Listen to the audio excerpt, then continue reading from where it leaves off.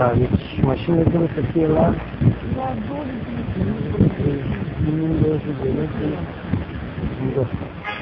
care evident nu se respectă. Da.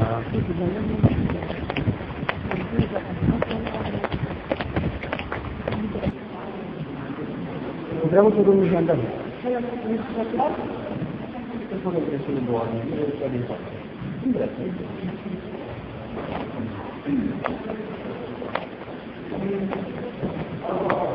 Deci.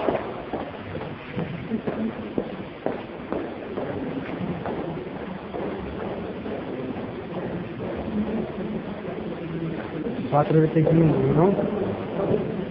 35, nu? 35, nu? Ne uitam la program că... Dar mai este acolo și asta are plăcerea că, din câte am înțeles, programul trebuie să fie de 4 ore pe zi minut, conform regulamentului de la CSM. Dar se trebuie că, de exemplu, marți, e de doar 2 ore. Nu suntem noi de vină din partea organizatorii că nu țină de noi. Cu cine puteți discuta? Domnul judecător Bolceanu, imediat.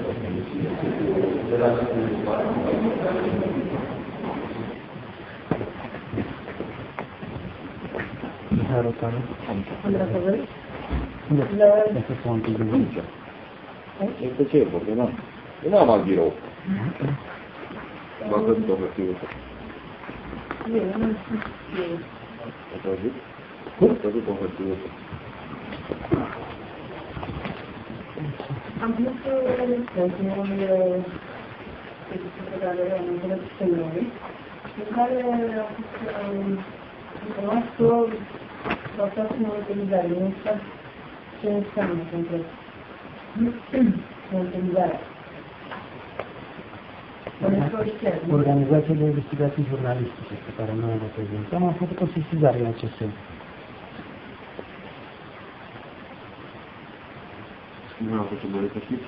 Cu privire la niște chestiuni concrete pe care noi le-am sesizat atunci, despre care am aflat că s-ar fi rezolvat efectiv, pe care le-am verificat acum și nu s-au rezolvat nici de timp.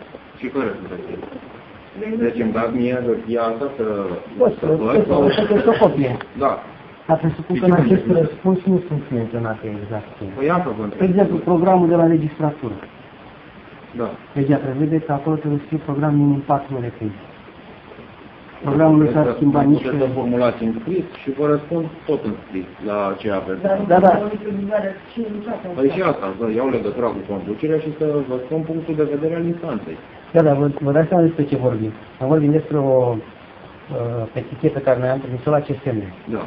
CSM-ul ne-a răspuns că s-a făcut un control aici, da. Că o parte dintre deficiențele reclamate de noi sunt reale, că s-au rezolvat. Da. Se vede cu ochii liber că ele nu s-au rezolvat. Spre exemplu, acel program de la registratură și scriptic, mă refer la programul de comușii și faptic, funcționează tot anapoda. Da, la tot am interesat și să vă răspund eu. Dacă suntem monitorizați și pentru ce aspect?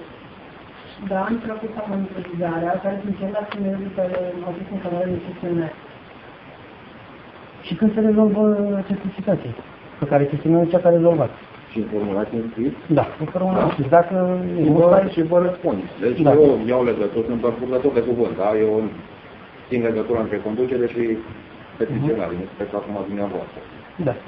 Să notez o adresă bine, fax, cel mai bine, și vă dau și număr de fax și urmează să vă răspundem la